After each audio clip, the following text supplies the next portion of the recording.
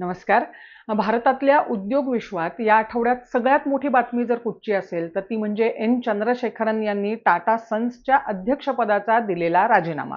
म्हणजे फेब्रुवारी 2027 पर्यंत त्यांचा कार्यकाळ आहे तसाच राहणार आहे, पण त्यानंतर ते मुदतवाढ घेणार नाहीयेत. आता पहिल्या नजरेत ही एक साधी नेतृत्व बदलाची बातमी वाटू शकते, पण प्रत्यक्षात हा निर्णय टाटा समूहाच्या सत्ता केंद्रात सुरू असलेल्या एका मोठ्या बदलाचा संकेत मानला जातोय. कारण टाटा समूहात नेतृत्व बदलणं ही केवळ व्यक्ती बदलण्याची प्रक्रिया नसते, ती गव्हर्नन्स, नियंत्रण, उत्तराधिकार आणि भविष्यातल्या धोरण यांच्याशी जोडलेली असते. आणि म्हणूनच चंद्रशेखरन यांच्या निर्णयाकडे सगळ्या भारतातल्या उद्योग विश्वाचं लक्ष लागलंय. आधीच सायरस मिस्त्री प्रकरणातून सगळ्यांनाच कळलंय की टाटा सन्सचे अध्यक्ष आणि टाटा ट्रस्ट यांच्यातले संबंध हे आता पहिल्या इतके स्मूथ किंवा निकोप राहिलेले नाहीयेत. आणि त्यामुळे आत्ताही हाच प्रश्न आहे की नेमकं टाटा सन्स मध्ये होतंय काय. आता चंद्रशेखरन यांनी राजीनामा देताना निवेदनात काय म्हटलंय बघूया. ते म्हणतायत त्यांच्या कार्यकाळाच्या विस्ताराबाबत बोर्डात एकमत झालं नाही आणि त्यामुळे त्यांना राजीनाम्याचा निर्णय घ्यावा लागला. म्हणजेच टाटा ट्रस्ट आणि टाटा सन्स यांच्यातला वाढलेला तणाव त्यांनी अधोरेखित केलाय. विशेषतः टाटा ट्रस्टचे प्रमुख नोएल टाटा, जे रतन टाटांचे धाकटे भाऊ आहेत, त्यांच्याशी त्यांचे मतभेद असल्याचं बोललं जात आहे. टाटा ट्रस्टकडे टाटा सन्सचा नियंत्रक हिस्सा आहे, म्हणजेच समूहाच्या अंतिम नियंत्रणाची किल्लीच जणू टाटा ट्रस्टकडे आहे. आता इथे एक गोष्ट आणखी समजून घ्यावी लागेल. टाटा सन्स ही ऑपरेटिंग कंपनी नाही, ती संपूर्ण टाटा समूहाची होल्डिंग कंपनी आहे आणि टाटा ट्रस्ट हे या होल्डिंग कंपनीचे मुख्य भागधारक आहेत. त्यामुळे चेअरमन कोण होणार, समूहाची दिशा काय असेल, मोठे निर्णय काय पद्धतीने घेतले जातील, यामध्ये ट्रस्टची भूमिका निर्णायक असते. आणि नोएल टाटा या ट्रस्टचे अध्यक्ष आहेत. आता चंद्रशेखरन यांच्या कामगिरीकडे बघूया. 2017 मध्ये त्यांनी सूत्र स्वीकारली आणि तेव्हा टाटा समूह सायरस मिस्त्री प्रकरणानंतरच्या अस्थिरतेतून जात होता. न्यायालयीन लढाया, गव्हर्नन्सचे प्रश्न, नेतृत्वावरची अनिश्चितता या पार्श्वभूमीवर त्यांनी एक प्रोफेशनल मॅनेजर म्हणून जबाबदारी घेतली. ते टाटा समूहाचे पहिले नॉन पारसी आणि पूर्णपणे प्रोफेशनल चेअरमन ठरले. त्यांनी ज्या पद्धतीने टाटा सन्स ही कंपनी नंतर पुढे नेली, त्यामध्ये त्यांचा दृष्टिकोन हा कायम प्रोफेशनल कॉर्पोरेट लेव्हलचा होता.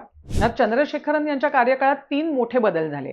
पहिला म्हणजे टीसीएस आणखी मजबूत झाली, समूहाच्या नफ्याचा कणा बनली. टीसीएसची जागतिक उपस्थिती इतकी वाढली, डिजिटल सेवा, क्लाउड, एआय आणि एंटरप्राइज टेक्नॉलॉजीमध्ये कंपनीने जागतिक स्तरावर झेप घेतली. दुसरा महत्त्वाचा निर्णय, एअर इंडियाचं झालेलं पुनरुज्जीवन.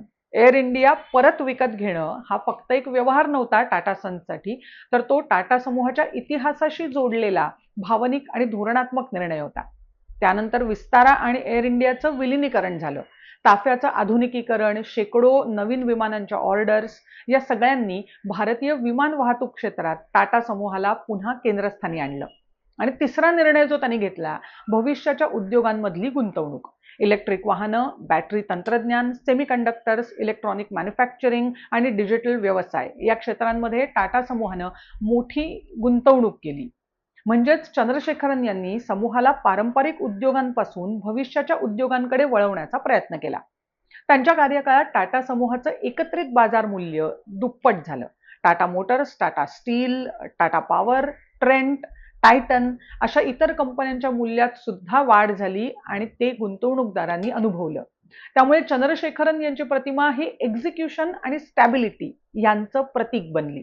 आता मग प्रश्न आहे की इतकी चांगली कामगिरी करूनही त्यांना पुढे का राहता आलं नाही. आता याच ठिकाणी हा विषय एकदम ट्रिकी होऊन जातो. कॉर्पोरेट जगात कधी कधी कामगिरी फक्त महत्त्वाची नसते, म्हणजे ती महत्त्वाची असते, पण सत्ता समीकरणं त्याहून महत्त्वाची असू शकतात. टाटा समूहात नेहमीच 2 केंद्र राहिली आहेत. एक म्हणजे व्यवसाय चालवणारं व्यवस्थापन, जे चंद्रशेखरन यांच्या नेतृत्वाखाली होतं, आणि दुसरं टाटा ट्रस्ट. जेव्हा या दोघांमध्ये दृष्टिकोनातला फरक वाढतो, ॲटिट्यूड्स बदलतात, तेव्हा नेतृत्व बदल कधी कधी अपरिहार्य होऊ शकतं.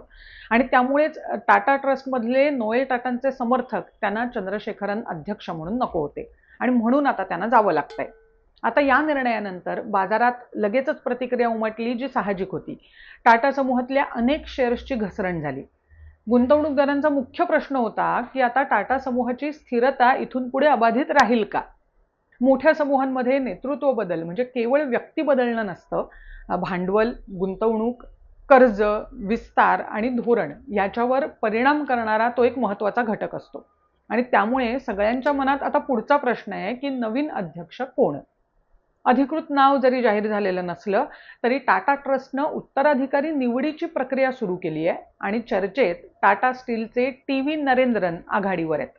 काही विश्लेषकांच्या मते समूहातल्या एक वरिष्ठ अधिकारी किंवा बाहेरच्या एखाद्या अनुभवी उद्योग नेताही पर्याय असू शकतो, म्हणजे टाटा समूहाच्या बाहेरचा. पण अंतिम निर्णयामध्ये नोएल टाटा यांचीच भूमिका निर्णायक असणार आहे आणि पुढच्या अध्यक्षासमोरची आव्हानंही कमी नसणार आहेत. इंडियाचं आर्थिक पुनरुज्जीवन, टीसीएसच्या वाढीचा वेग टिकवणं, ई कॉमर्स आणि डिजिटल व्यवसायात नफा मिळवणं, जागतिक व्यापारातली अनिश्चितता, सेमीकंडक्टर्स यासारख्या दीर्घकालीन प्रकल्पांची अंमलबजावणी आणि इलेक्ट्रिक वाहनांच्या स्पर्धेत आघाडी टिकवणं, ही सगळी आव्हानं आता एकाच वेळी टाटा सन्सला हाताळावी लागणार आहेत.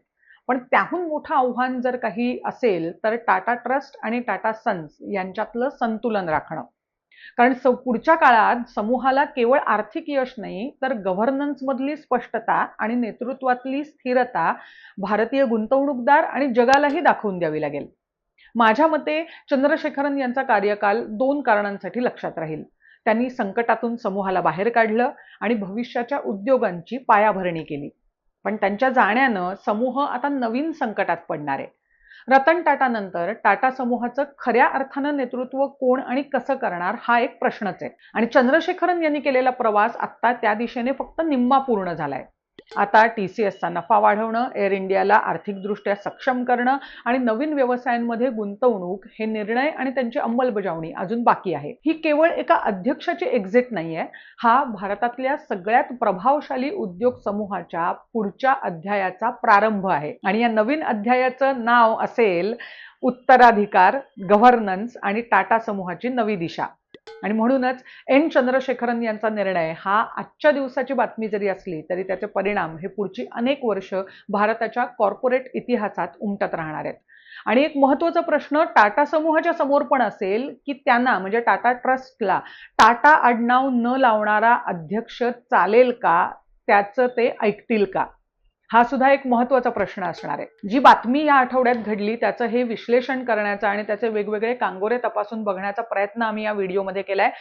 तुम्हाला याबद्दल काय वाटतं, नेमकं टाटा समूह पुढे तुम्हाला कसा बघायचा आहे आणि तो तिथपर्यंत पोहोचेल का, तुम्हाला काय वाटतं याविषयी आम्हाला कमेंटमध्ये जरूर सांगा. आणि असेच विश्लेषणात्मक आणि माहितीपूर्ण व्हिडिओ बघण्यासाठी हिंदुस्तान पोस्टचं यूट्यूब चॅनल आणि फेसबुक, इंस्टाग्राम पेज नक्की सबस्क्राईब करा.